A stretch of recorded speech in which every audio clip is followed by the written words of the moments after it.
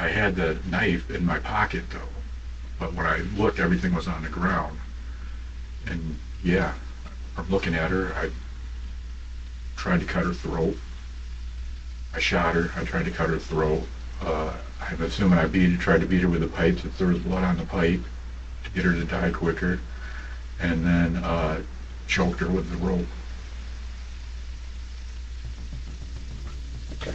This is Chad Allan Reed, and he shot a man on his own porch, hunted down that man's girlfriend when she tried to run, beat her, strangled her, and spent the next 8 days pretending they never existed. He says it was self-defense. The evidence tells a different story. Reed is a 53-year-old landlord in Battle Creek, Michigan, sitting on a multi-unit property on Post Avenue.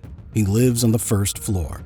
Upstairs are his tenants, Joseph Soule, 34, and his girlfriend, Jaclyn Lepird, 31. The arrangement has been curdling for months. Noise complaints, late-night parties, a landlord who can't sleep, and a couple who won't quiet down.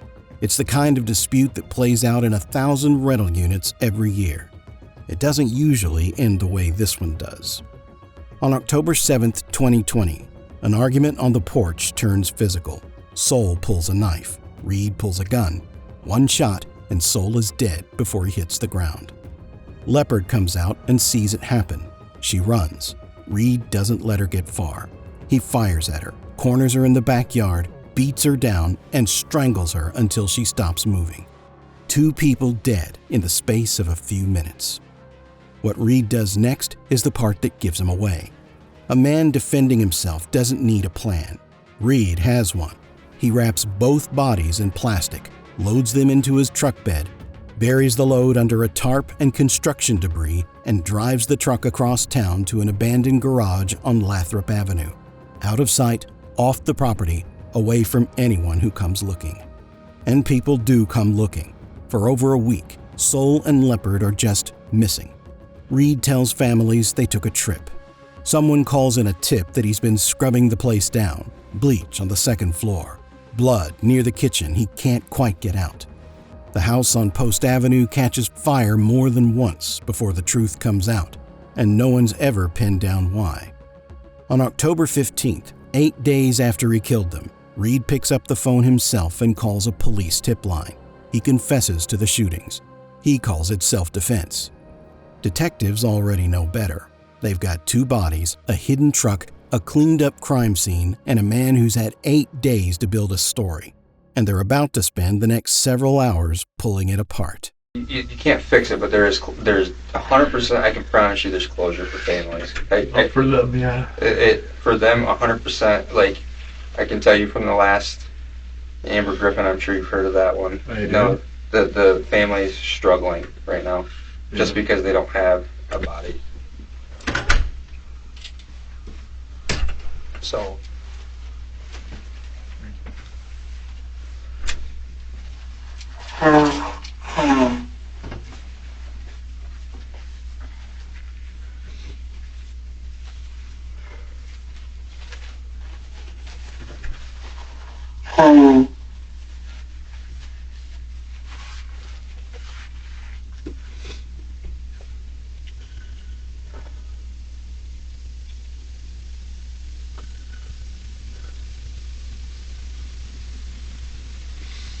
I think you want to talk to us about this. I think we're at that point now where, you know where Do you have the gun? No, I don't. Somebody does. Yeah, that's what we were told. Somebody does. How can we get that gun, Chad? What's the best way to find that? I hid it. I walked to Main Street Market. Behind the Main Street Market is a little, well, I guess it's his property or something, but basically it's a little junky spot where you can walk your dogs and take a crap, I guess. Garbage can there. There's lights around this corner, like 3 different sets of lights. And I was sure that I put it at the end part, or there's 2 white bricks. I mean, they're on all of them, but it was the last one on the left. Went up up there, saw the light, put the gun there with the bullets, buried it under leaves. But then after things started heating up and I got nervous, I figured I was going to have a weapon because sooner or later there was going to be a problem with people coming in the house. And I went back to get it and it was gone. The leaves were raked. So, and they were bagged, so I thought you guys had it. And I was like, okay. So I figured you guys were just gaslighting me and giving me time, you know, to either bury myself or, you know, see my family. I wasn't really sure which. I figured bury myself more likely. And I went home. I started, I become more and more uncomfortable there and started sleeping with a knife and a couple of knives and the gun all the time, fully loaded. And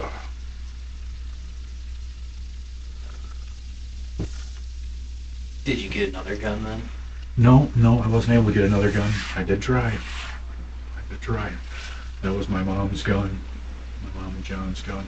What kind was it? I think it was a 9mm. Pretty sure. I don't remember exactly.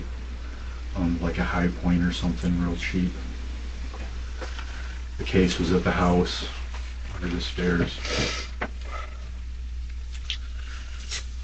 So, Can I call my aunt? not right now. Well, we'll let you. Is it, I guess... No, that's what you guys said the other day when I wanted my phone back. 5 different people told me we could have had this conversation then, but every one of them lied. So then the conversation stopped. Well, I can tell you that Unless The she people- just doesn't want to talk to me, then that's the people something that we dealt with, the people you dealt with before were not us. Sure that you were one of them. Yeah, but You I were never... one of the 2 detectives, and I said they told me I could have my phone. I want to check my last message, and I still haven't got to do that. Okay.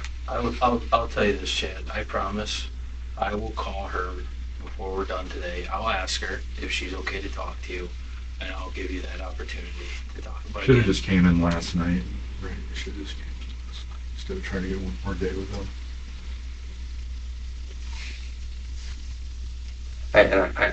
In your aunt's defense, I think she might be a little scared, just not knowing what's going on.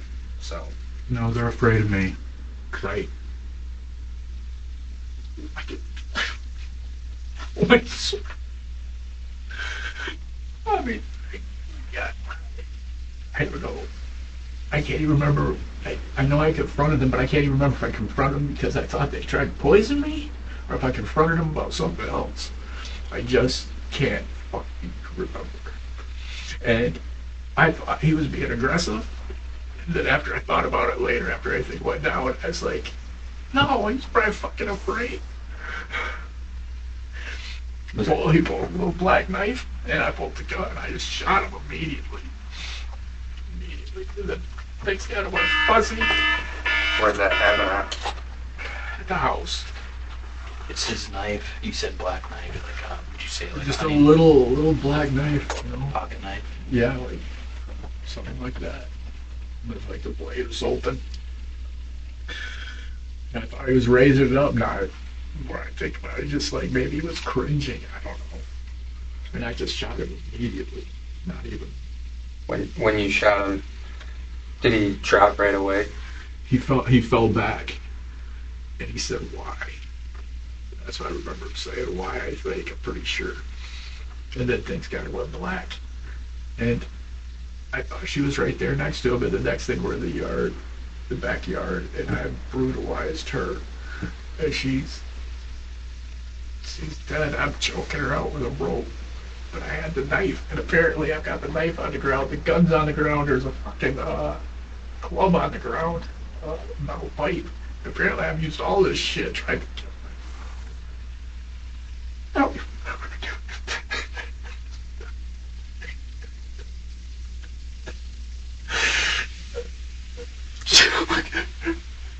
That's the fucking...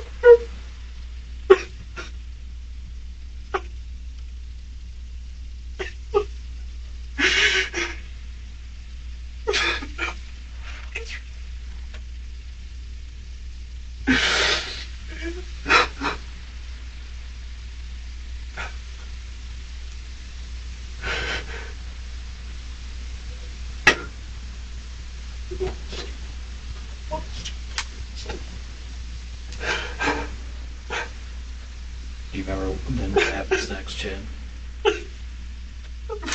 Fuck out.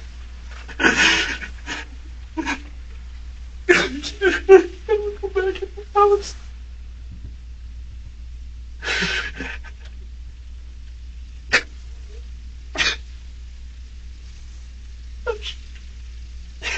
All right. Reed's account of hiding the gun follows a detective's opening move, invoking another unsolved case, framing full disclosure as the only path to real closure for a grieving family. It works. He hands over the weapon's location almost too willingly, buried under leaves behind a nearby market, then explains that when he circled back for it, the spot had already been disturbed. He read that as investigators closing in and started sleeping armed, certain someone was coming for him before he'd ever been charged.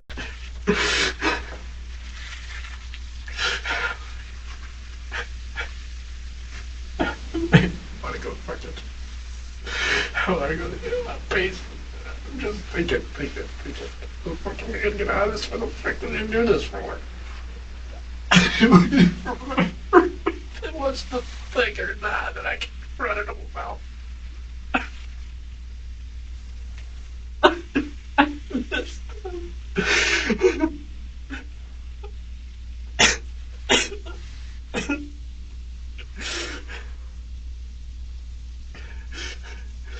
So at that point, is Joey still on the porch and she's outside?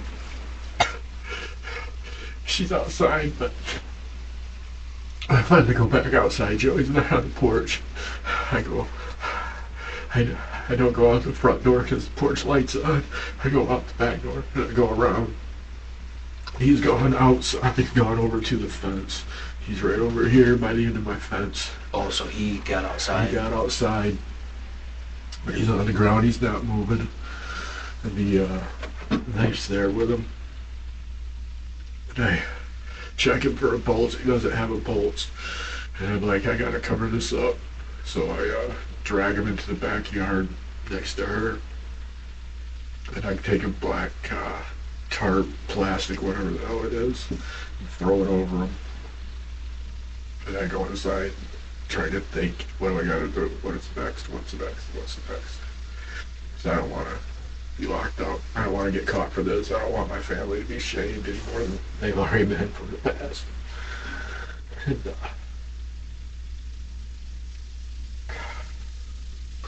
so everything developed from there.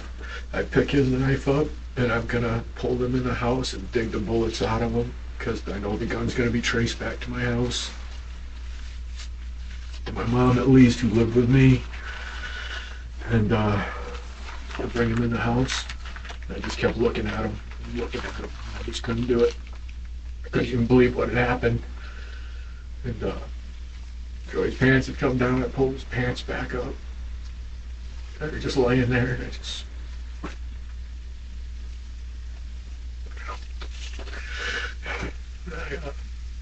I got a couple of blankets to wrap them up in it. And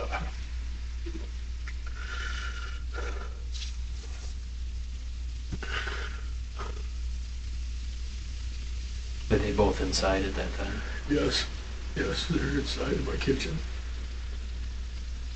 And I just couldn't do anything else, and I just left him there, and started walking some more and thinking. Thought I better go out and check, see if there's blood on the sidewalk. So I went out, and every spot that looked weird, I poured bleach on. Trying to, I may not be able to do anything more to them, but I figured I would try to do whatever I could to hide any other evidence. What about in the backyard? In the backyard, I didn't really see anything, but there were a couple of spots where the leaves looked dark, so I did the same thing there. I didn't really see anything though otherwise. And I had rubber gloves from when I took care of my mom, so I used those. And,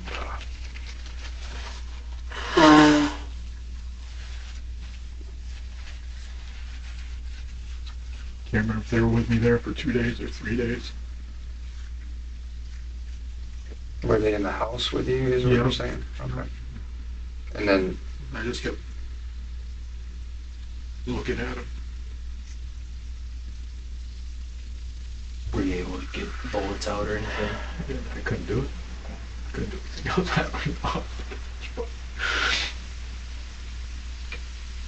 It was a waste of time telling him about his story, but it's not that can be done.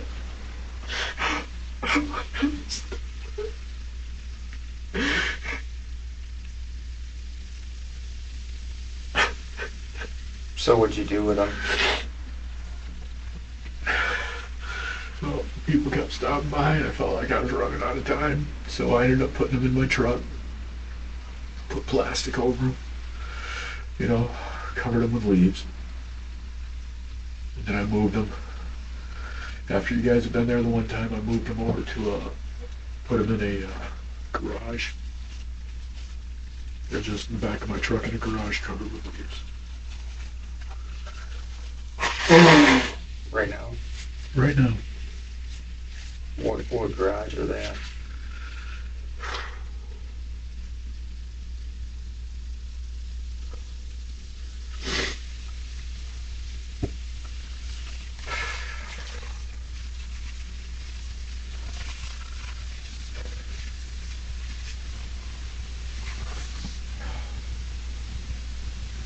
Is it in the neighborhood there? By Oh your yeah, house? yeah. It's Close just by.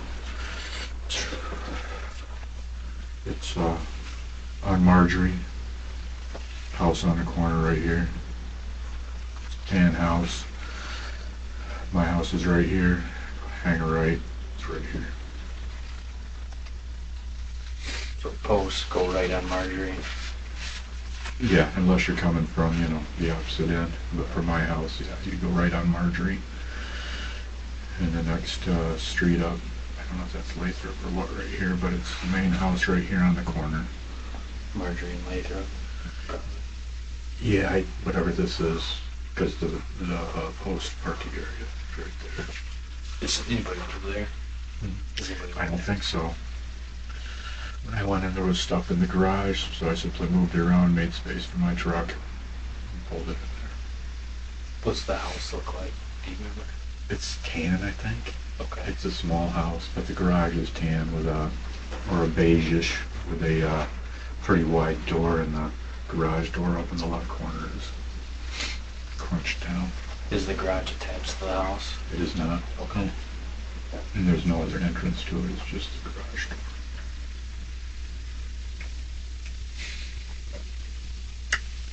So you said we were actually over there, Mm-hmm. and they were in the backyard at that time. They were in the truck. And was that a couple days ago then? The first time you guys were there, you'd have to check your docket. My memory on a lot of this timeline is not very good, Sure. to be honest with you. Were they officers in uniform? They were. Okay. Do you remember, were they two male officers? I think it was one male and one female, and he may have been Indian or Sikh Okay. or something. I'm not sure. You know, Okay. permanent year tan. I guess he could have been Hispanic. I don't really know the races that well. You know, as far as who's what. Sure. Kind of struck me as Indian, though. Not like Indian here, but Indian India type. if that Yeah. helps. So after you shoot Joey, is she inside, or does she come outside and see what's going on and then runs? How's that? No, I think she's out here. I thought she was off to my right, but I think she's already running. That's what I think. Like I said, things just got real fuzzy then. Sure. Real black. When you shot the casings that came out of the gun, are they still in the house, or did you? I didn't look.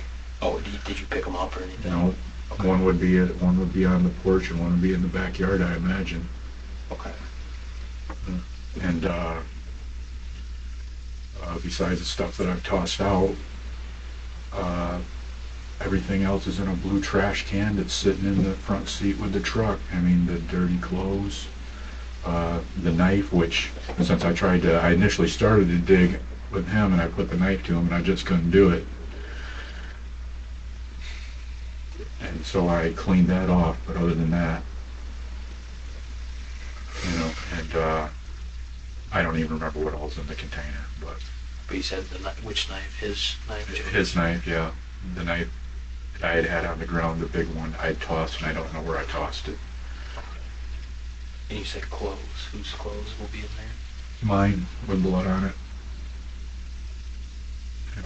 And I don't know what all else. I can't remember what else I put in it. When you got to the backyard, you said that there was a knife, there was a rope, and then there was a gun and like a club or something. Did you do anything other than shoot her, or did you do anything Yeah, more? I did everything from when I looked at it. I had the knife in my pocket though, but when I looked, everything was on the ground. And yeah, from looking at her, I tried to cut. What stands out here isn't the cleanup. Bleach on the sidewalk, gloves, bodies moved room to room.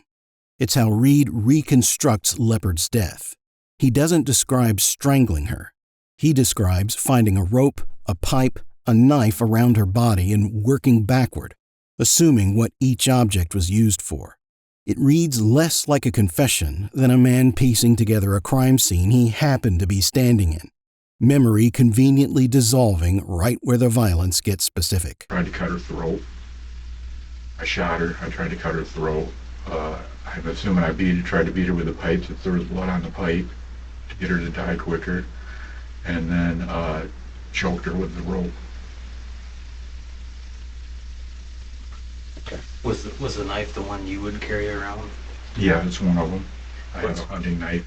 The other knife is in my car with me. I've still been carrying it around. But the one you Since I've been with those people, yeah, I don't know where that is. What kind was that one though? The one you were fighting with her? It was like a big moon bladed type thing. Like a hunting knife? No, it was more like a decorative knife, to be honest with you. Okay. That somebody had left it at my house that had run it before, and it was a nice knife, but I just had it all the time. You would just carry it on you?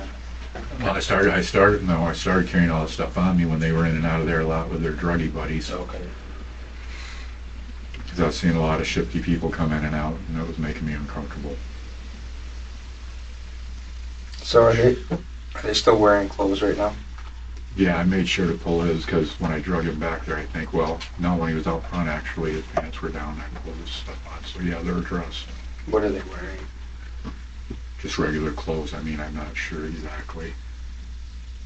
You know, I looked at him a long time. I think he's wearing black sweatpants and a jacket, maybe a t-shirt. And she's wearing maybe jeans and a red shirt or something, or a white and red shirt. did they have any jewelry, watches, anything like that? I didn't really look. That's Jackie with the jeans and red shirt. Mm-hmm. Yes.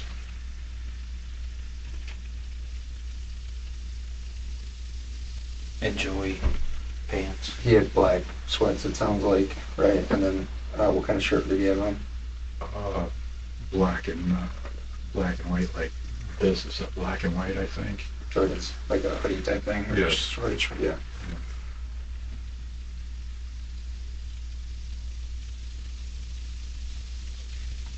Did you ever go to the store to get anything to help you clean anything up, or anything to... Yeah, I had stuff there already. I had bleach and stuff. I just replaced that stuff after it was going. But I didn't go to get anything. I had it at the house. Okay. What other, I guess, as far as cleanup, putting them in the truck and everything? Oh, What were some things you did? Well, now that I think about it, I mopped the floor, basically. I scrubbed and mopped the floor with bleach. Although that's what I normally use anyway. Now that I think about it, no, I'm wrong. I did get one extra product that I normally wouldn't get, some lemon fresh stuff. But everything else was normal. Was that the kitchen floor you mopped? Yep. And then as far as carpet and flooring that you took out of the house to clean up? There's nothing there. I mean, you guys saw it. What was there is there. It's all trash. The other flooring that I put out wasn't even in that room. It's just because it wouldn't snap together, and I'd made that little square spot in the living room, and that stuff was just sitting against the wall, and I decided to throw it out. And then I had the body bag in the other room that I picked up from up the street like 2 or 3 days ago, and because somebody had thrown it out and it was in bad shape, but I thought, you know what, that might be something to punch on periodically if you get irritated. And put it on a piece of plastic in there, but it started stinking. I was like, where did that smell come from? And it was from that bag, which is probably why they threw it away. So I threw that out, but none of that had anything to do with this. I mean, they weren't even in the same room. The one was in this room, and the one was over here where I'd put up the stuff. The little wooden things were there. So that had nothing to do with cleanup? No, which is why I thought it was weird, because they were out there taking boards out of the thingy. And I'm like, so, I mean, yeah, I didn't get that. And if there was some form of evidence on any of that, I can't see how it's even possible. Mm-hmm. You know. So, when it pertains to the car, the Malibu, did you? I moved the Malibu after about 3 days. I moved it, parked it around the corner, and then I took it over and dropped it off over by down from Family Video on some side street. Was there any reason you picked that spot? Did you know they visited people over there or anything? No, not really. Well, maybe. I mean, when I was a kid, my dad was at a nursing home over in that area. So maybe, but not, I don't think specifically, no. I think it's just because I have Family Video and I knew, you know, that there's a bunch of little side streets there and probably could just drop it off and didn't figure anybody would run into it right away. When you say you put it on a side street, initially, do you know, was that on Post or Lathrop or Kingman or anything? Oh, the first place I do know was Kingman, but the second place I don't even know what street it was. Was that that night when you parked it on Kingman? No, it was there for a day or two, maybe 3. It was at the house right at the normal spot. I didn't move it that way. Did you walk back after each time moving the car? I did. Yep, no one else has been involved in this at all.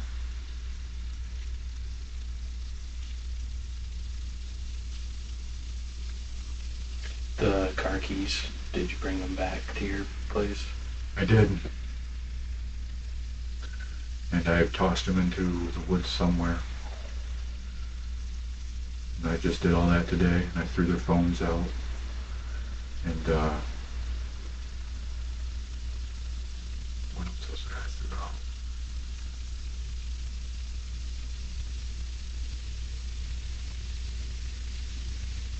A couple of washcloths. That's it. Like I said, I think everything else is in the blue container in the truck. I wasn't even sure I needed to throw the washcloths out. I just did it to be safe. Was it one phone or 2 phones? 2 was both of them. Or the phones and the keys, did you throw them in the same spot? No, just threw them out driving down the road. Saw a sheriff's car, and I was thinking of bringing them in with me, but then I saw a sheriff's car, and I was like, fuck that. And it started to turn around. I'm like, yeah, these guys are definitely bird dogging me. And I'd seen a helicopter in the air, so I was like, fuck it, I'll just throw it out here. Threw that one out, and then went up around another road and threw the other part out. Of course, they never pulled me over or anything. Yeah. Do you know what neighborhood that was? It was on the way down to my aunt's. I was trying to go see my aunt this morning. So, of course, when I got there and saw she was gone, I knew, or at least I was pretty sure that she couldn't live with it and then come up here. And I knew when I was telling her I shouldn't have told her, because then she's culpable if she doesn't tell you. I fucking couldn't live with it. Yeah.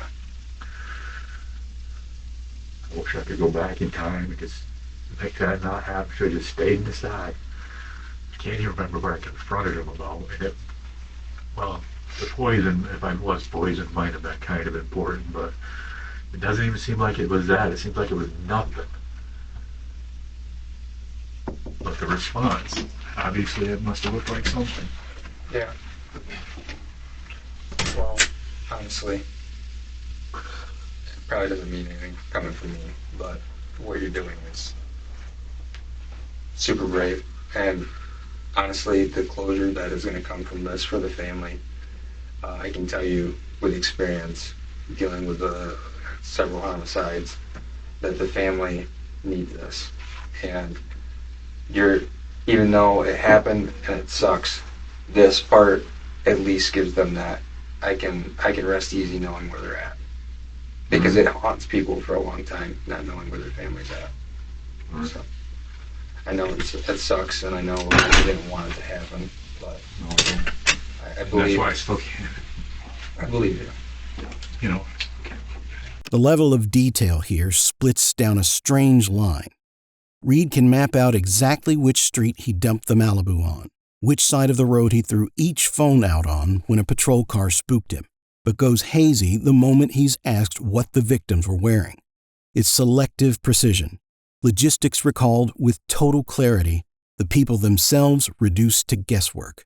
And when the detective closes by praising his bravery, Reed doesn't push back. He agrees, seemingly relieved to be told this makes him the sympathetic one. Yeah.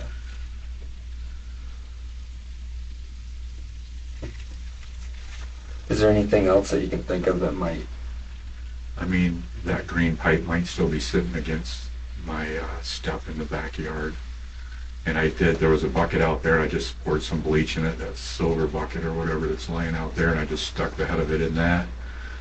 Try to get rid of any blood evidence that might have been on there, which of course it could have been or couldn't have been, just because I'm not sure if she actually bled on it or not. It was dark and it looked like stuff was on it, so I just stuck it in there, but I didn't even check it. So and I think I used the washcloth to wipe down the rest of it out there, and that's why I threw the washcloth away. So it may or may not even have my fingerprints on it. And the gun was the same way, and the casing won't have any fingerprints on them. Because I knew before when I had the gun that when I loaded it, I wore gloves to make sure there'd be nothing on it. And this is when I moved, when I moved them in or whatever. My mom didn't feel comfortable in the neighborhood. She's in a wheelchair and on oxygen and all that shit. I'm like, well, if I got to use this thing, then there can't be. So And it's been in the house the whole time that was there, like 10 years or whatever, just sitting there just in case. So prior to you even shooting, you're saying that you loaded the ammo with gloves on 10 years ago. 10 years ago. Yeah. That's been a long time. Yeah, it sat there. I didn't even know if it'd work. After they got it, I went out and try it and jammed the first time I tried shooting it. I was like, I don't think this is a good home defense weapon. She's like, it's all I got. And John had gone crazy, and he couldn't stay with us anymore because she was on oxygen, and he was lighting fires and forgetting where he was, so he had to go up and live. That's my stepdad. Go up and live with relatives. And, How long did Mom live with you till? I think until last year. No, she died last year. It would have been the year before that. In August, maybe. I think August when she went into the nursing home. Oh, last year. Yes.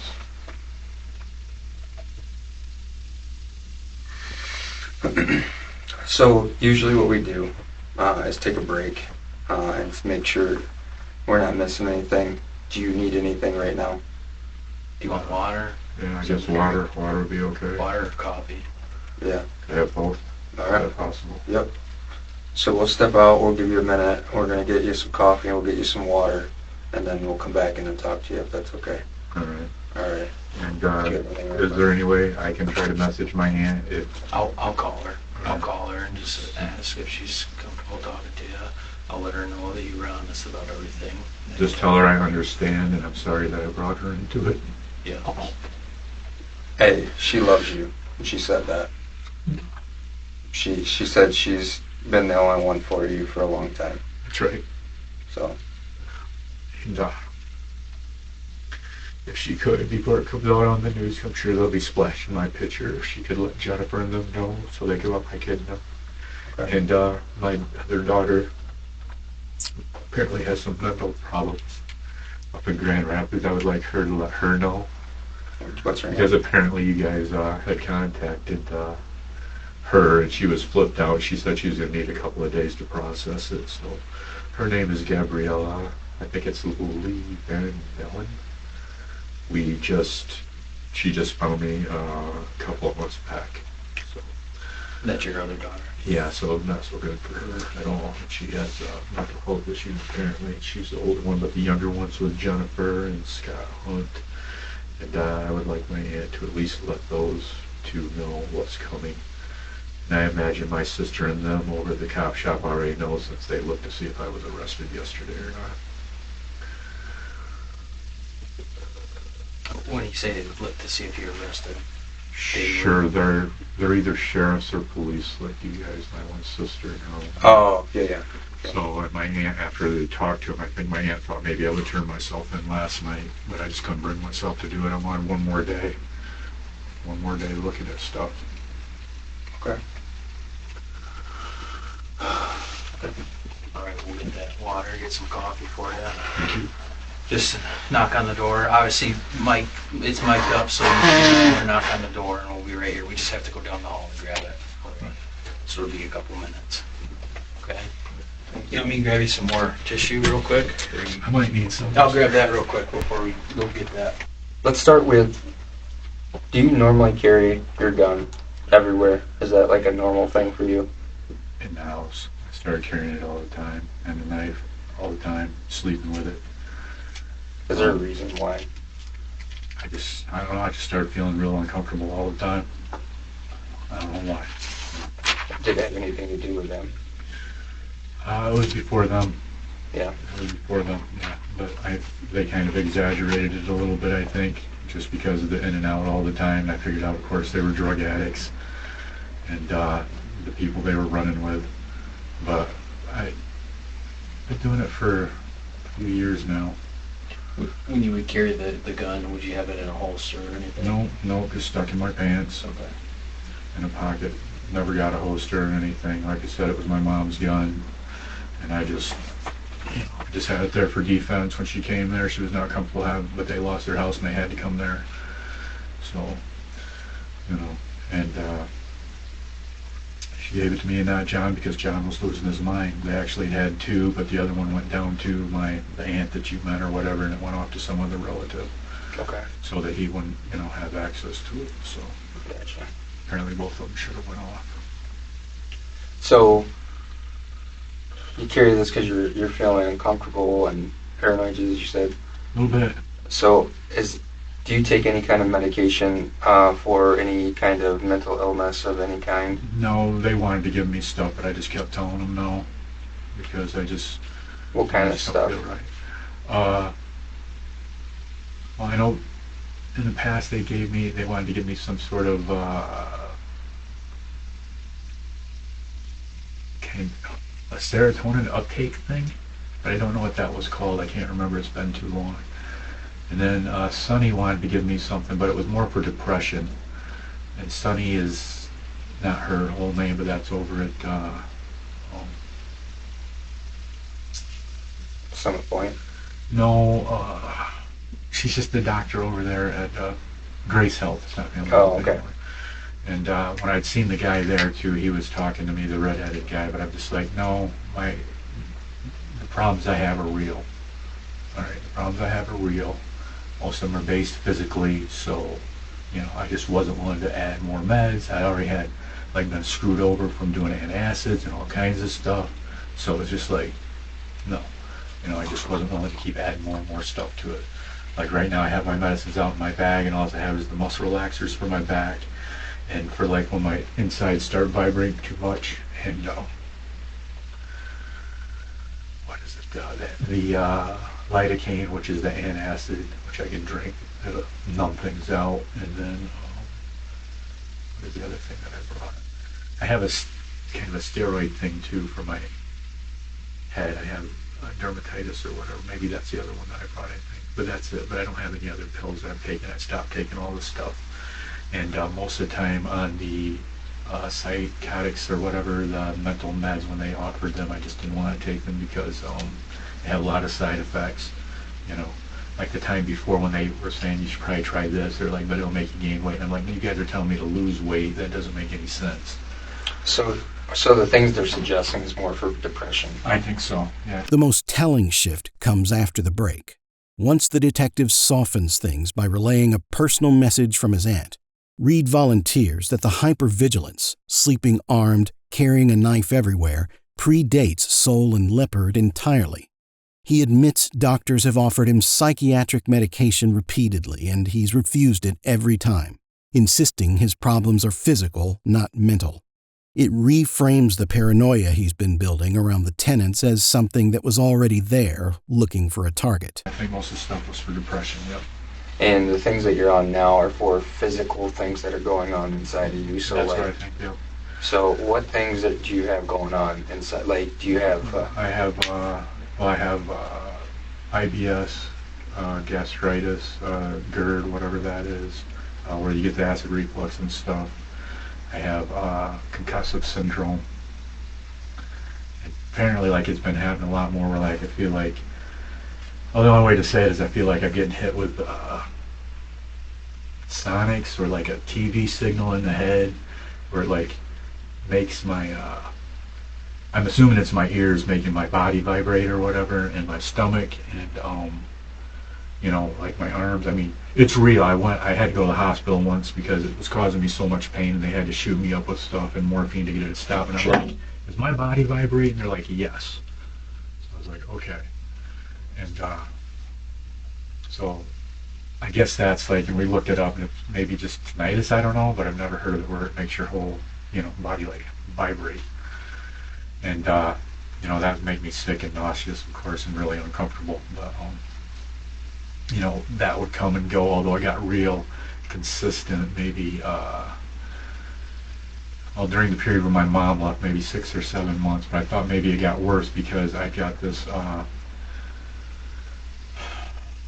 this water purifier. It was to get fluoride out of the city water because fluoride is apparently very bad for you.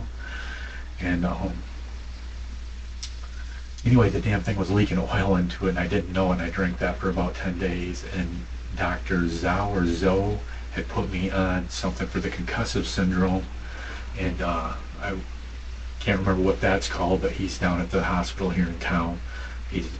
I don't know if he's the head, but he's one of their dudes in neurology. Anyway, so I started taking that, and I was drinking that, and I had a real bad issue where I ended up going down again. So I had the one where I was in the hospital, and then the next day, I believe it was the next day, I had to go down and see my doctor because it just felt like there was a bunch of soot in my body, and it was vibrating, like, and it was painful. It was like it was ripping my insides apart, like my whole body, though. It wasn't just like through here, like normal. It was like my hands and my arms and my legs, and it was just super painful. So I went in and I told the doctor, and he's just like, okay, well, this med's just not for you.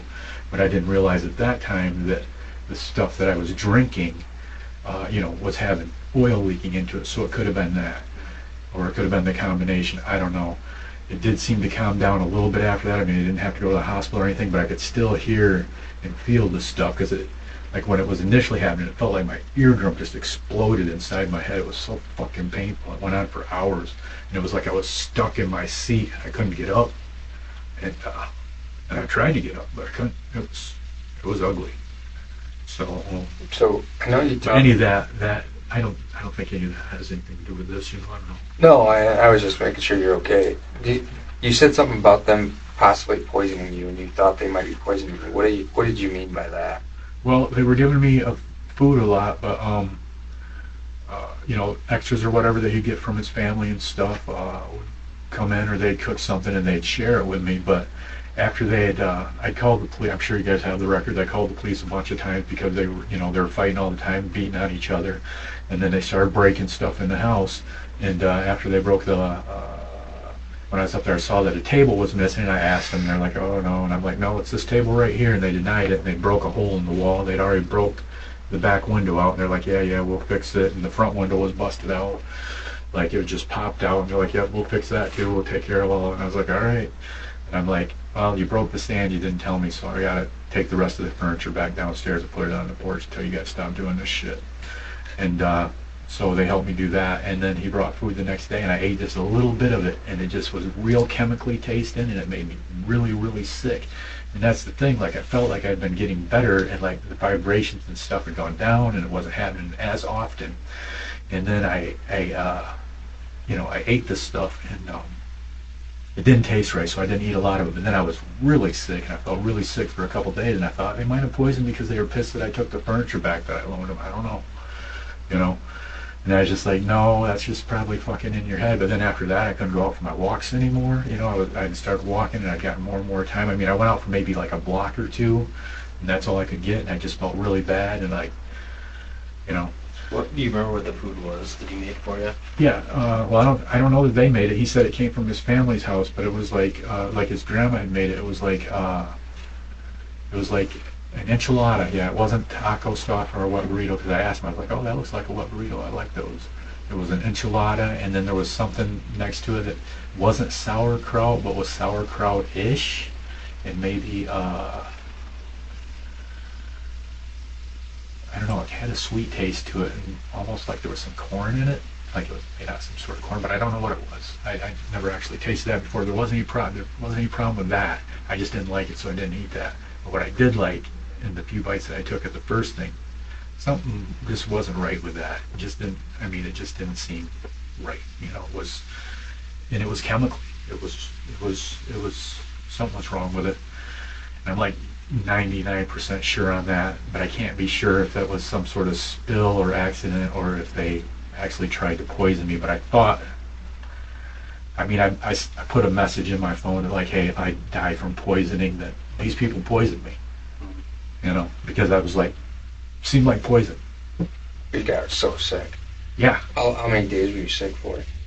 Well, I still don't feel like I've recovered. Okay. But I felt really sick for like 2 days, really sick. But I couldn't throw up or anything. My stomach doesn't work right together, but I felt like I needed to throw up. And then I did have the shits and stuff, but not like from Taco Bell food or whatever, like really bad, really watery, I did not feel good. Yeah. And, and that's why I just can't wrap my mind. Is that what I finally confronted them about or not? I don't know. That's what comes up, and I don't know if that was it. Was that how many days before that night was it? I don't know. It might have been a week or 10 days. I just can't remember, because I just decided, as I thought about it, you know what? I'm just not going to eat any more food or take any more food from them, And I should have kept it. I should have hindsight's, Do you drink at all? I don't drink. I don't smoke. I was trying to my health is so bad that I was trying to regain my health, That's why they see me walking all over the neighborhood and stuff, because once I started where I could get a little more, and I've lost a bunch of weight.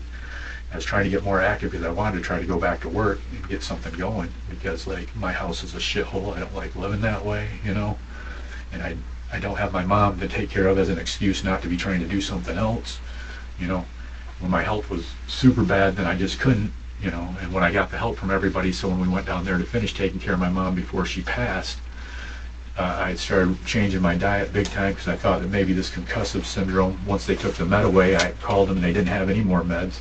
I thought, well, maybe it's like stroke-like, and that's why I'm having all these weird symptoms. So I looked around, and I tried a bunch of different diets, and I found one that they used to treat epileptics with really high-fat diet. So I started doing that, and I did start feeling better and having less symptoms. That's why I thought I was getting better, until that happened with the food. I felt like I was getting better. So you're not sure you confronted them about the food thing? No, but I don't remember. Just like that dead spot in between. Okay. Just can't pull it up. I don't understand it. I get sometimes like that, and I had time. I fall before I was falling down. I used to fall down sometimes, and I get like blackouts. Not just blackouts, but like brain fog. Like it's just. I lose days.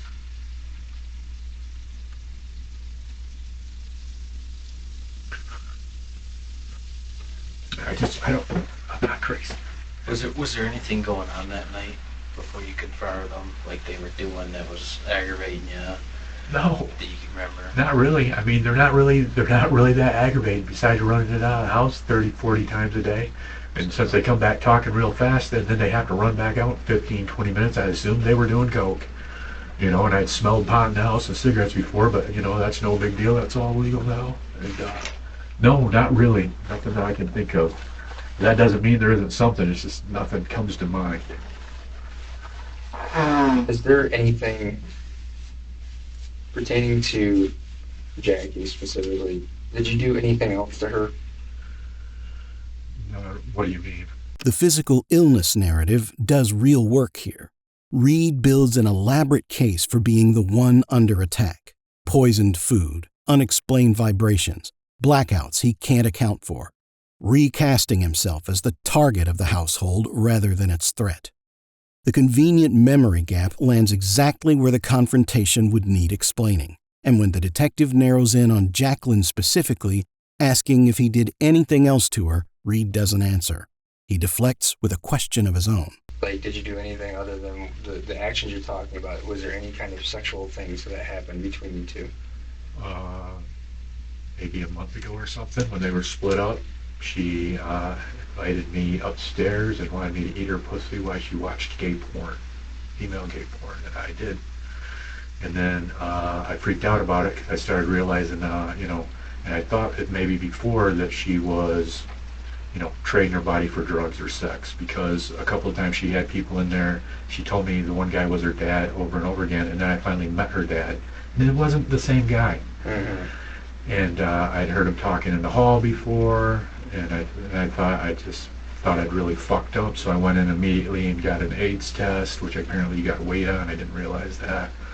And we never did anything after that. You know, but I knew she was doing stuff with other people because Joey would cry on my shoulder about it even when they were together. Like, I had no problem keeping whatever they want to, you know. But he would come to me and go on crying on his shoulder. I'm like, but she's broke up with you, dude, you know, and she's broke up with you. I don't see the problem, you know. And of course for him, they were never broke up, I guess, and that was the problem. So I never told him about it at all, you know. And then after that, it was just a regular thing with her, just the high and buys or whatever. But I mean, leading up to that, the main thing that we were doing is I was going to put the shelves in the thing with Joey, so I kept messaging him to bring stuff to me. And then I kept messaging her saying, hey, I'm waiting to bring me the receipts because they were telling me that they had another month. And I was like, no, you need to pay. And like, I'm still down here waiting. And then the one time, you know, he was up there, oh, we're going to go to bed or whatever. And I was like, why don't you just bring them to me? And he wasn't bringing me the shelves. And I'm like, all right, man, if you're going to bed, you're going to bed. And then about 20 minutes, they were arguing. I mean, those are all small things. It was like just the regular part of life with them, you know. I mean, obviously not having sex with her the one time, but it was really nothing, actually. Did Joey ever find out about you having sex with her? Not that I know of. If he did, he never said anything to me about it, and I doubt it because he was having me take him up to check on her after she got work because he wanted to be sure that she was there and she was doing what she was saying. And well, I guess it's not funny with all this, but the funny thing is I always thought that he was kind of pimping her out at first. You know, I did. And I thought he was a part of it and that they were doing it for drugs, you know. And which shows why did I do so. I liked her, you know, and I liked him. So why did I mess with her at all? I don't know. I immediately regretted it, and like I said, went in and got tested over at Grace. I assume when you had sex with Jackie, did you use a condom? Oh, I didn't screw her. I just turned her. Yeah, okay. That's why I was like, I didn't have an oral dam. I had condoms, but no. She had told me she was gonna take him back, and they were gonna be back together and stuff. So I knew everything going up. She goes, "It's just for this fantasy, and I want to get off. You want to help me get off?" And I was like, "Yeah." I mean, in my text, she had messaged me, and she goes, "You like to eat pussy?" I said, "Sometimes. It depends." She goes, "On what?" And I said, "The woman. You know, if I don't like the woman, I'm not gonna do that." So, and I liked them. I did. Yeah. They were annoying at times, just like everybody. Yeah. So, you said something about shell casings and stuff. I'm assuming they're in the house, you know, on the porch in the backyard. And you never picked them up, though?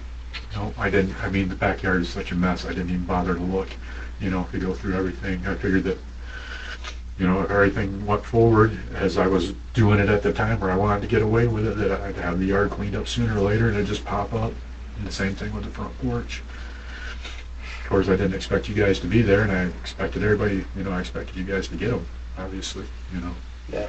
But I mean, I did look around a little bit, and I was just like, where the hell did that thing go? I couldn't even remember if the damn thing expelled the cases this way or that way. I'm like, well, either way, if it went this way, it'd bounce off this stuff and go that way, but I never saw it. Yeah. Do you remember how many times you shot on the front porch there? And just once. And I think just once in the back. Just once. Oh, like, 'cause I remember just the sound of lightning and thunder, so just once. it shot Joey once up front and then shot Jackie once in the back. I think so. And her literally in the back, I believe. Because, well, I don't believe, I know I saw afterwards, I saw everything. As far as everything just laid out there. Did she fight with you at all? I believe she did, yes. Did she leave any marks or anything on you? I don't think so. I've got all kinds of bruises and stuff on me, but Yeah. actually, like I was looking around for a place to move them to, and I got chased by some people, so I had to jump some fences and stuff, because I thought it was weird how they reacted. I was wondering if maybe it was a meth house or something that they were using it for, an abandoned house around the corner down the street up on the right. It's like sitting right here, and then there's one house here, and the people next to it chased me for quite a bit. Because I went there, I was going to pry the doors off. I thought maybe I could just put them inside that house.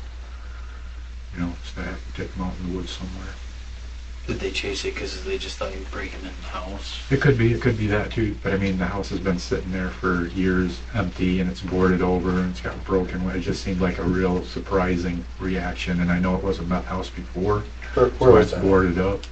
It's just up the street the other way on Marjorie, right up here, right to the right. Yep, so if you hung a left on Marjorie from my house and then went up, there'll be a house right here, and I'm going to say second to the last. Oh, there's one right here, and then this corner lot too. But this is, I consider, more on this street, so it would be this house in comparison to that house, and it's the only one that's boarded up on that right-hand side. Like if you hang a left, go down, you'll see it on the right. Okay. So that you pulled them in the house, and when they were in the house, you left them there for a few days, right? That's right. And then you wrapped them up in a blanket? That's right. And then did you wrap them up with any kind of plastic? Yep. Or Yep, I wrapped them up with plastic, and I put plastic on the floor before I brought them in. is there any plastic left still in the house? Yep, it's sitting right over here, and the other piece of it's in the truck also, I believe. There's another piece of it in the truck also that I thought may have something on it, so I put it in the truck. What color is the plastic? It's clear. And there's also the dark plastic is over them in the back of the truck with the leaves over that. And when you put them outside, when the cops were there, they were in there the whole time too, right? When the cops were there, they were outside in the truck already. Yep, because the police came right in the house. And then where they're at now, they're in the truck bed still? They should be. Okay. Yep, I haven't, well, at least I don't think I've touched anything. Okay. I can't figure out how anybody found the gun. I thought you guys had it. And then the gun. No place else is raped. No place else there is raped. Somebody went straight to that spot. Straight to it. And they put some leaves in a bag, threw them aside, raked the other leaves over. Just so I'm clear, where is that at again? You can draw a picture if you want. Yeah, the easiest way is higher. So, I can go get a map real quick. I don't know if a map will help us, but maybe, if you have one of those aerial views. So right here is Main Street Market, which is now closed, right?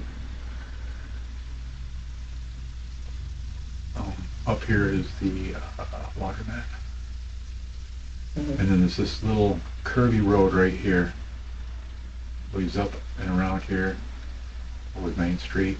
And then, I'm not having the curves right, but basically there's a couple little white square cement pieces, and you'll see these on all these other things. You'll see them on the right side and the left side. This one has the light, and I believe the main reason I picked it, I thought it had a really tall thing next to it, but apparently it didn't. I went back, it only had a little sign right here, and that's the thing that makes it stand out from the others, and I believe there is a fire hydrant before that. I simply went right up here, picked the two trees that was there that looked like it had thick leaves under it, pulled those leaves back. The stuff was in the bag. I put it under there and covered it up. Like I said, when I got agitated, I felt uncomfortable, like worse than normal again. I went back to get it for defense, and it was gone. You said there was something about raking leaves. Yeah, somebody raked them. They didn't rake any other leaves. They only raked that spot. That spot. Which is why I thought, well, you guys heard it. You were already onto it, and you literally followed me over there and picked the gun up, and we're just waiting to see what was going on next. Can't see that again. Yep. So, did you look very long for that? Not really, maybe 10 minutes. Was it dark out when you did? It was, but I mean, I know the exact spot. Yeah. That was the spot. Okay.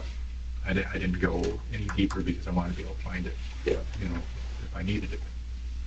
And was the magazine still in it? Yeah, everything's right there.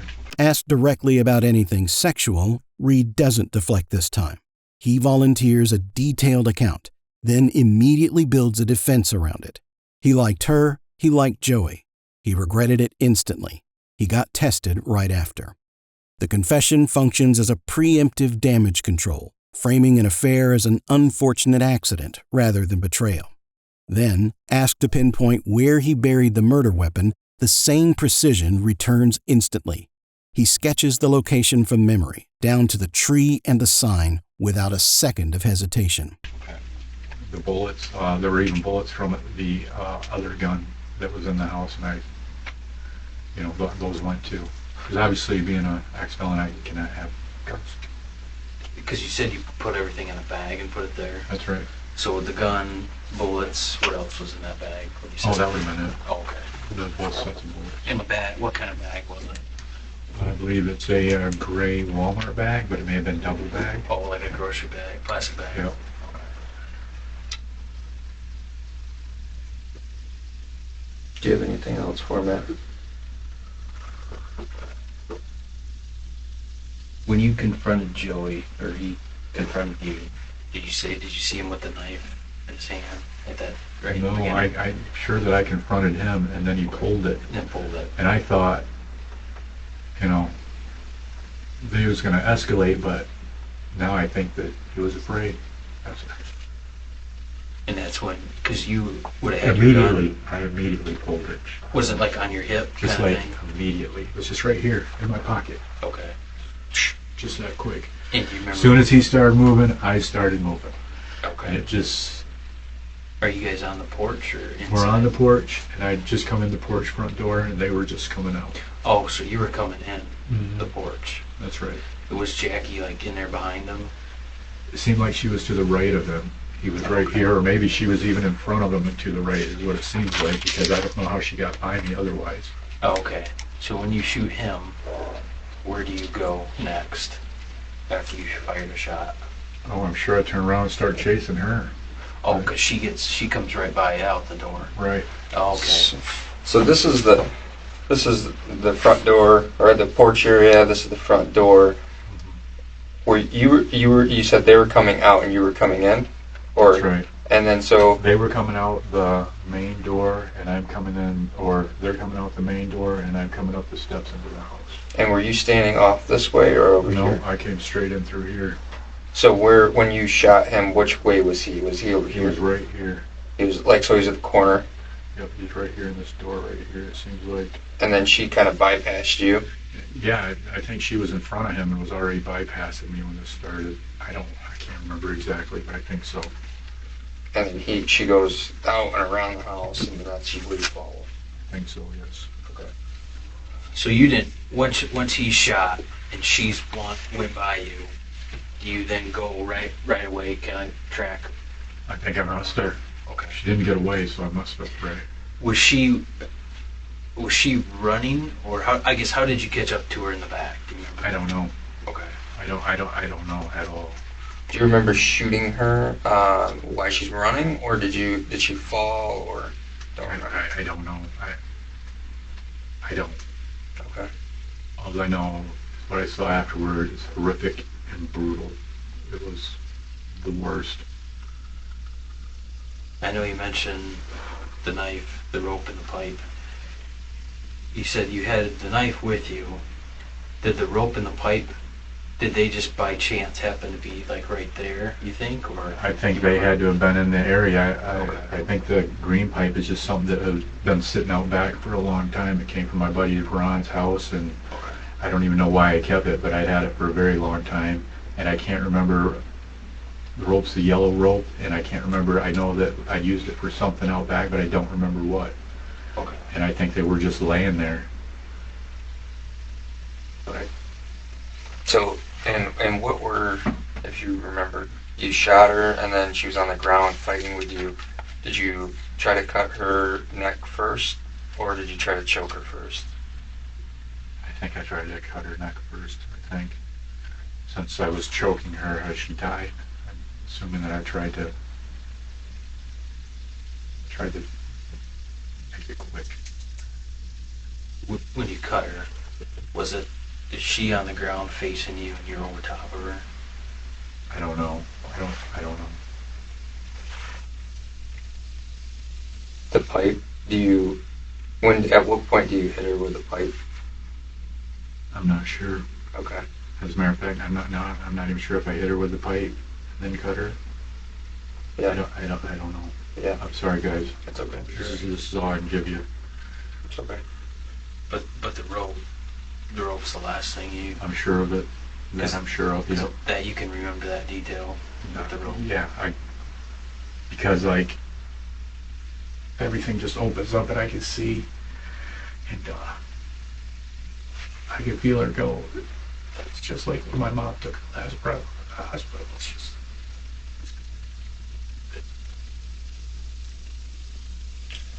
fucking awful. At any point, did a family member come over while you were trying to move any of the items? Do you remember? That might have startled you, like maybe you were trying to move the truck and you're like, who is this in my driveway? Or No, I don't think so. okay. I don't remember any of that. I remember people knocking on the door off and on because the car was still sitting there. But I don't remember anybody startling me moving anything anywhere. I had when I went to move the body bag, it seemed like somebody may have drove by. I had the didn't want to tweak my back out. I was trying to use the wheelbarrow, but it wouldn't go through the one door, so I just took that bag out and ended up just going ahead and dragging the bag. I didn't really want to drag it because of how much it stank, And when you say body bag, you're talking about the punching bag? Correct. Okay. Yep. And So, I mean, somebody might have drove by when I was doing that, but not while I was doing anything else. when you moved the truck, how many days ago was that? Was it right after on Monday? Sort of a Monday night? If that's when the officers were there, I think it was right after that, yeah. Okay. When this happened,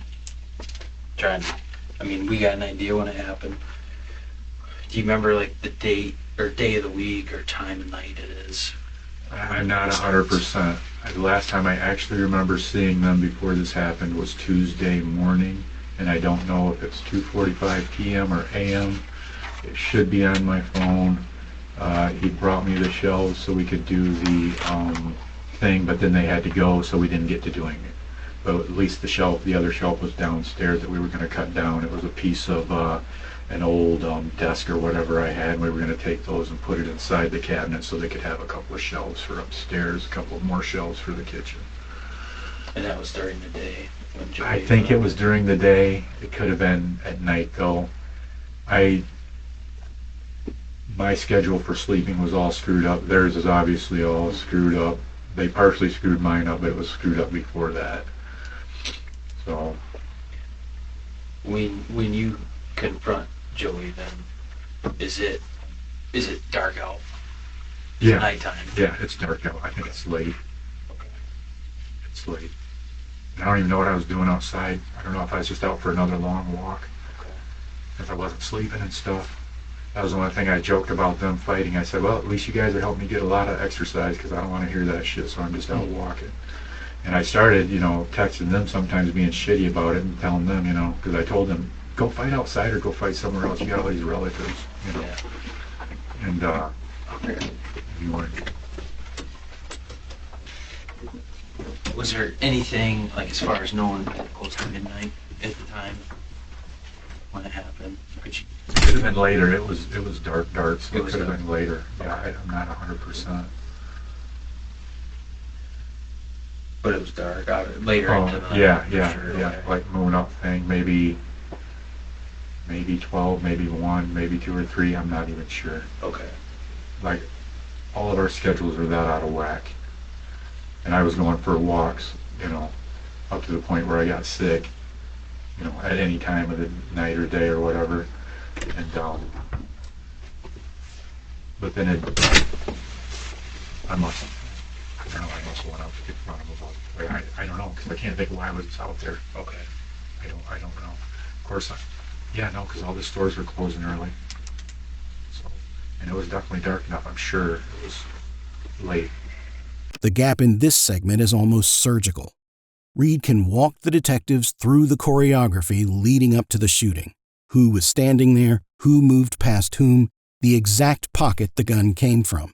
But the moment the questioning reaches the actual killing of Lepird, the story dissolves into a string of I don't knows. He can't say if he was running or falling, facing him or not, whether the pipe came from before or after the knife. The only detail he holds on to with certainty is the rope. And even that he frames as a feeling rather than a memory. Something he says he can feel, not recall. Okay. So, we're going to look into a bunch of the stuff, and while we're doing that, we might have questions for you later on. It's up to you. You can either hang out here, or we can take you down to the county. You can stay down here for a while and just hang out by yourself, and we'll, obviously we'll have somebody around here, but you can hang out here, or we'll take you down to the jail. But if we have questions, it would be nice to come back and ask and clarify some things with you. All right. What time is it? 2:38. I hate to be selfish. Is it possible to get some food? No, it's not. What would you like? Just some form of protein, meat of some form with some fat on it would be fine, and then maybe like a salad. I mean, if you guys have something specific you normally deal with, You want Burger King or No. something? yeah, I guess that would work. Hey, Bart. Still doing all right? All right. Good. Hey, I know it was bothering you when you asked about, the saying you're sorry. What, if I could pass on to the family, what would you want me to tell them? The only thing I've been thinking, is I was thinking about the times they were happy. And, how I missed them basically, and that I'm just sorry. I wish I could, take it all back. That's all. Okay. All right. I was thinking about when they got there, they were so happy to get to the apartment. And then when they got the car, they were so happy to do that.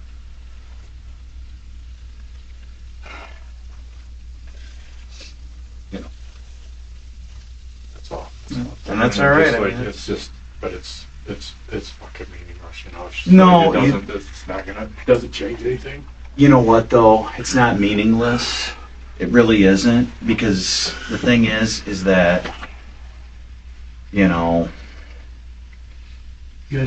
would be a cold thing if you didn't feel the way you do. You know what I'm saying? I didn't mean to do this, Yeah, I believe that. so, yeah. And you know what's most fucked up about it? Is now I have to become what I became, apparently, because now I'm going to spend the rest of my life in prison. That just blows me away. And I've been to prison. I know how it has to go. Yeah. And it'll be in worse things. And the thing is, even all the little mild angers I've had at people my whole life, it's all gone. I can see exactly how meaningless all of it was.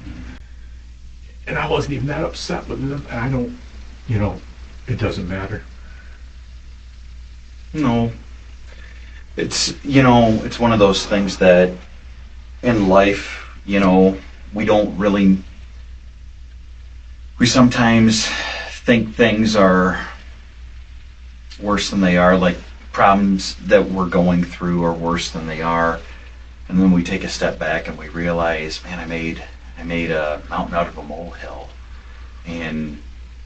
But it happens. You just, it's one of those things that everyone's life takes them in the direction that it takes them.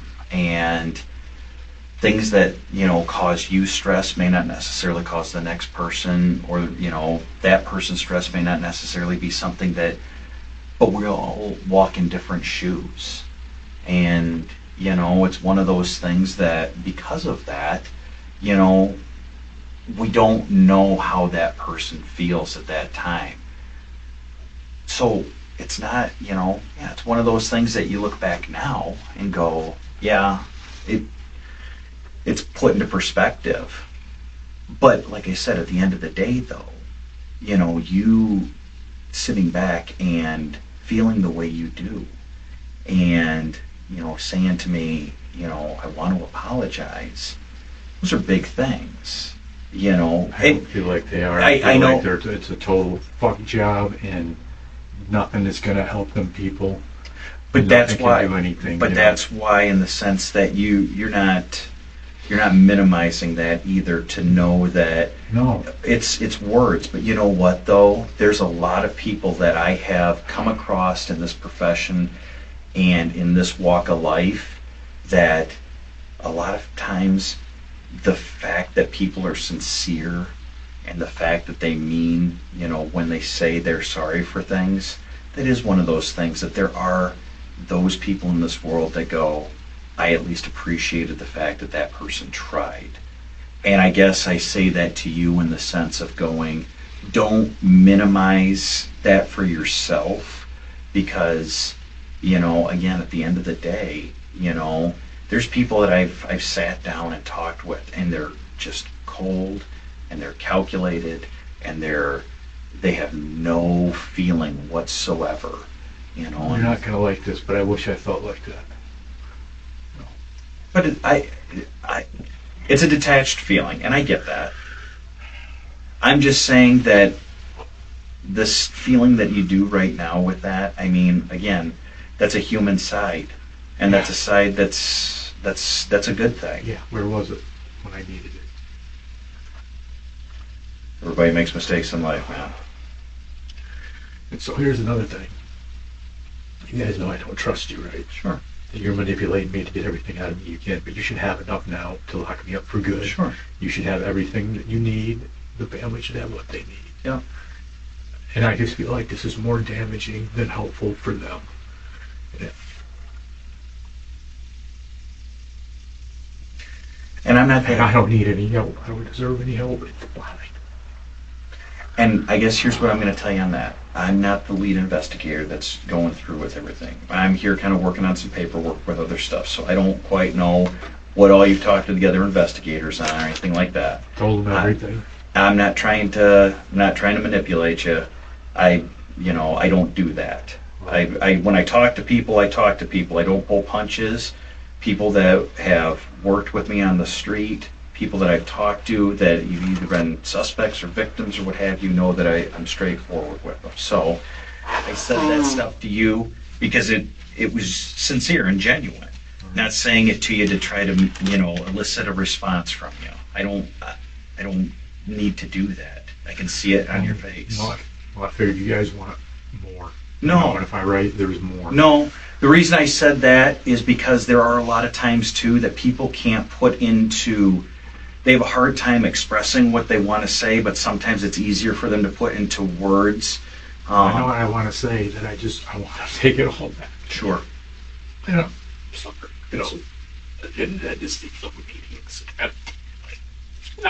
By the end, Reed's language shifts into something the interrogation hasn't shown before: vague, borrowed comfort. Everyone makes mistakes. We all walk different paths, as if a platitude could substitute for what happened in that backyard. He tells the detective flatly that he doesn't trust the rapport being built. He says it out loud and complies anyway, handing over an apology for the family he still can't bring himself to name directly. Reed was arraigned on October 19, 2020, 4 days after confessing. 2 counts of open murder, felon in possession of a firearm, and 3 counts of using a firearm in the commission of a felony. The felon charge traced back to a 2005 conviction for assault with a dangerous weapon, which had already barred him from legally owning a gun. He was held without bond while the case crawled toward trial, which finally began in October 2023, almost exactly 3 years after the killings. His defense leaned entirely on self-defense for Soule and tried to paint what happened to Lepird as chaos rather than choice. The jury rejected it. On October 6, 2023, they convicted him of second-degree murder for Soule and first-degree murder for Lepird, along with 4 firearm-related counts. The first-degree verdict alone closing the door on any argument that her death was anything but deliberate. On December 8, 2023, Judge Sarah Lincoln sentenced Reed to life without parole for Lepird's murder, plus a consecutive 125 years for Soule's, on top of mandatory time for the firearm convictions. He will die in prison. The fire that gutted the Post Avenue property days before his confession was never solved, and Reed was never charged over it. One loose thread, the case never tied off.